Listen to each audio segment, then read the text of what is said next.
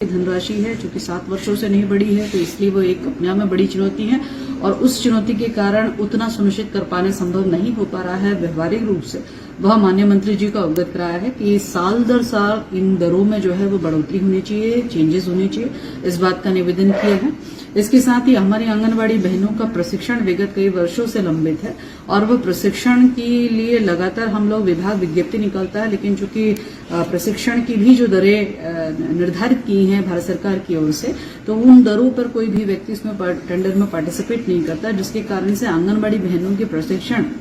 अभी तक नहीं हो पाया है, जिसको लेकर माननीय मंत्री जी से अनुरोध किया है कि इसकी भी दरों में परिवर्तन कर दिया जाए ताकि उनको प्रशिक्षण। नमस्कार, आप सब जितने भी आंगनवाड़ी, मिनी आंगनवाड़ी और सहायिका कार्यकर्त्री हैं, आप सभी को लेकर एक बड़ी अपडेट सामने आ रही है। ये खबर आप सभी के मानदेय और वृद्धि को लेकर है, इसलिए वीडियो में अंत तक बने रहें। ये वीडियो आप सभी के लिए बहुत ही महत्वपूर्ण होने वाली है।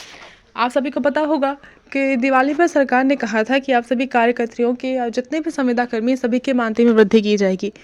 लेकिन अभी तक ऐसा कुछ तो नहीं आया था, ऐसी कोई खबर नहीं आई थी सरकार की तरफ से कि सरकार अब वृद्धि करने ही वाली है। और इससे पहले भी आंगनवाड़ी कार्यकर्तियों का धरना प्रदर्शन चल रहा था मानदेय वृद्धि को लेकर, लेकिन जब सबने ये सुना कि अब मानदेय वृद्धि होने वाली तो धरना प्रदर्शन सबने बंद कर दिया। लेकिन अब फिर से आंगनवाड़ी कार्यकर्तियों ने धरना प्रदर्शन शुरू किया है सरकार के खिलाफ अपनी मांग को लेकर। लघु सचिवालय में भी आंगनवाड़ी कार्यकर्त्री इस समय फिर से धरना प्रदर्शन कर रही हैं। उनका कहना है कि केंद्र सरकार द्वारा दिए जाने वाला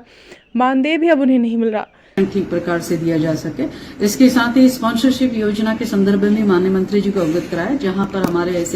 ऐसा परिवार जो कि विधवा महिला हो जाती है, ऐसा परिवार जिसकी आर्थिक न्यूनतम आय 4000 महीने है, या ऐसी आपदा की स्थिति आ जाए, तो ऐसे बच्चे जो कि किसी भी रूप में माँ बाप से वंचित हो जाए अथवा माँ बाप में एक से वंचित हो जाए अथवा उनके यहाँ आय की कोई साधन ही ना हो, तो उस परिप्रेक्ष्य में मात्र 4000 के आय के अंतर्गत उन बच्चों को कवर करते हुए उनको 2000 रुपए प्रतिमाह 18 वर्ष तक दिए जाना भारत सरकार की स्पॉन्सरशिप योजना के द्वारा की जाती है, जिसमें भारत सरकार ये कह रही है कि विधवा महिलाओं के बच्चों को प्राथमिकता में कंसीडर किया जाए, जिसको लेकर हमारे को जो टारगेट मिला है वो कम मिला है। उसके लिए मैंने अनुरोध किया है कि यदि हम प्राथमिकता के आधार पर यदि विधवा महिलाओं के बच्चे लेते हैं तो उस हिसाब से हमारे को 50,000 बच्चों का लक्ष्य दिया जाए। उसका भी आज मैंने माननीय मंत्री जी से अनुरोध किया है। तो आज की इस वर्चुअल मीटिंग के माध्यम से निश्चित रूप से माननीय मंत्री जी को बहुत सारी जो उत्तराखंड में आ रही समस्याएं हैं और कुछ समस्याएं जो लगभग पूरे प्रदेशों में, जो देश के अन्य प्रदेश हैं उसमें भी ये समस्या लगभग समानतः दरों को लेकर एक जैसी समस्या बनी हुई थी, आज उनके संज्ञान में लाया गया है।